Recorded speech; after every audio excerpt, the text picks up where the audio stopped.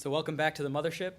I want to thank Melissa, Andrea, and Barry for giving me the opportunity to represent, I think, one of the oldies but goodies in the security studies program in the study at MIT, which is the study of nuclear weapons.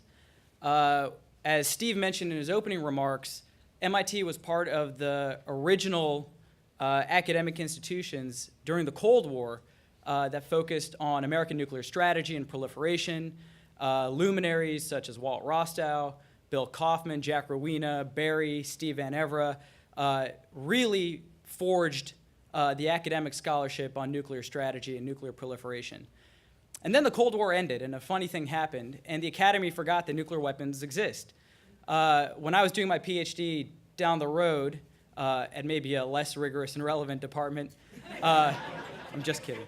Everyone told me in the early 2000s not to work on nuclear weapons because the Academy and international security studies had moved on to the very important problems, no doubt, of civil and ethnic conflict, terrorism, but nuclear weapons still persisted in policy debates and as an international security threat. The spread of nuclear weapons and the threat to use nuclear weapons in a potential conflict. And we found ourselves kind of in a second nuclear age where the Academy was lagging a little bit, but they say sometimes it's better to be lucky than good. And Barry had the foresight to, I think, try to rebuild expertise in nuclear scholarship here at MIT. And we really find ourselves at the vanguard now of studying the second nuclear age. And I think there are four characteristics of this second nuclear age which are really important to study and which I think MIT is leading the study of. The first characteristic of the second nuclear age is that the threat of intentional nuclear use, which we thought dissipated with the end of the Cold War, still persists, especially by conventionally inferior powers. So we forget that although the threat of massive strategic nuclear exchange between the United States and Soviet Union has waned, the threat of intentional nuclear use may be more limited by other states, may have gone up. So take Pakistan, for example. The only state in the system, they say, that negotiates with a gun to its own head, which is trying to deter a conventionally superior Indian state from invading it through the threat of first use of tactical nuclear weapons on Indian forces. Or Russia, which is trying to offset a decaying conventional force through the increasing emphasis on the first use of nuclear weapons. And there's an old joke, don't mess with mother-in-laws, Mother Nature, and Mother Russia. And Putin's actions, for example, in the Crimea, and increasing evolution of Russia's nuclear doctrine to emphasize first use suggests that the intentional use of nuclear weapons by especially conventionally inferior powers may persist. And then there's North Korea, which is just North Korea. So there are a variety of states out there that increasingly rely on nuclear weapons for their day-to-day security, and that hasn't waned. The second and related feature is that other states, seeing how useful a security tool nuclear weapons may be, means that the risk of the spread of nuclear weapons still continues today. And for the past 2 decades, even though the Cold War has ended, the threat of horizontal proliferation has continued. Some of the lessons in the post-Cold War world that states have derived, for example, after the first Gulf War, states realized you don't fight the United States without nuclear weapons. The lesson from Libya is if you're pursuing them, don't give them up. So the threat of the spread of nuclear weapons, as we've seen from Iraq to Libya to North Korea to Iran, potentially to others that may follow, from Turkey to Saudi Arabia, Japan, South Korea, is that the threat of the spread of nuclear weapons still persists today. The third feature of the second nuclear age is I think that the threat of accidental nuclear use has also gone up. States that now have nuclear weapons, the regional powers as I call them, often face domestic political volatility, and they may not have the command and control structures that the United States and Soviet Union had. And even the US and the Soviet Union had a lot of trouble managing the massive architectures that they had. So imagine states like Pakistan or even India and China, as their nuclear arsenals are growing, trying to manage and establish firm command and control over their nuclear weapons. So you may not even have, the risk of accidental or inadvertent nuclear use is still a major security threat. Fourth, and related to that, is also, of course, the threat of nuclear terrorism. Nuclear weapons now exist in countries and are growing in countries such as Pakistan, North Korea, where the control of nuclear weapons may allow terrorist organizations or those with malevolent intentions to divert fissile material or steal nuclear weapons outright and use them for terrorist purposes.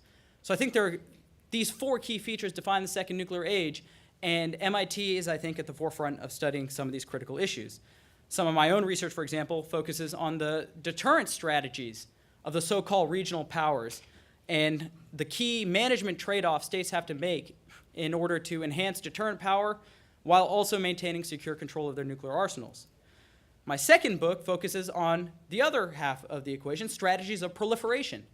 How do states who are thinking about acquiring nuclear weapons go about doing so? We have a lot of work on why states want nuclear weapons, and that dominated kind of the study of the proliferation for the first 20 years of the post-Cold War era, but we have very little work on the how of proliferation, which can offer novel non-proliferation tools and avenues to stanch the spread of nuclear weapons across the international system. So for example, knowing that Iran has no choice but to adopt a hiding strategy allows us to key in on some of the indicators we'd want to look for if Iran were cheating, that it has to have hidden nuclear facilities, and it may not have visible signatures that traditional nuclear proliferators might. We now have critical mass, no pun intended, of students and faculty working on some of these central areas in the second nuclear age. For example, my colleague Taylor Fravel and PhD student Fiona Cunningham have an excellent article in the forthcoming international security issue on China's continued search for an assured retaliation nuclear force posture against American conventional force developments and ballistic missile defenses. My colleague and the first Stanton professor of nuclear security, Frank Gavin, is working on a project called Strategies of Inhibition, which focuses on the U.S. effort to slow down the spread of nuclear weapons. Our recent and excellent PhD student, Nick Miller, now at Brown University, has an award-winning dissertation and surely an award-winning book soon coming out on the critical role of U.S. hegemony in slowing the spread of nuclear weapons across the system.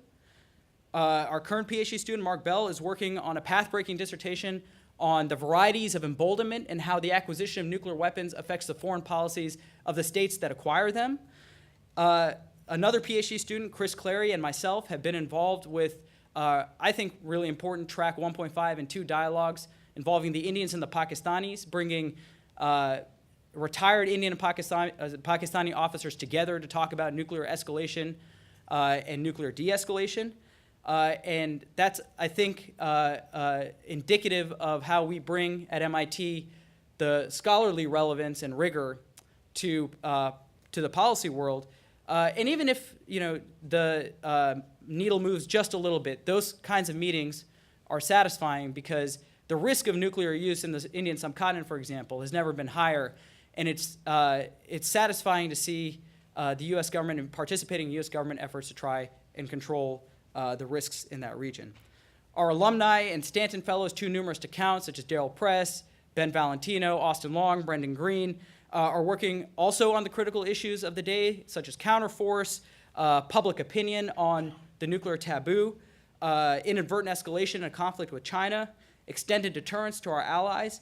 And so we really find ourselves now in a pretty good scholarly place at MIT where we have rebuilt the expertise on nuclear weapons and nuclear strategy and proliferation as we confront this second nuclear age where the risks of nuclear use, accidental use of nuclear terrorism, may have actually made the second nuclear age in some ways more dangerous than the first. And I think we're well equipped to confront those challenges, and I'm really happy and glad to be here at MIT, and I hope you enjoy the rest of the day.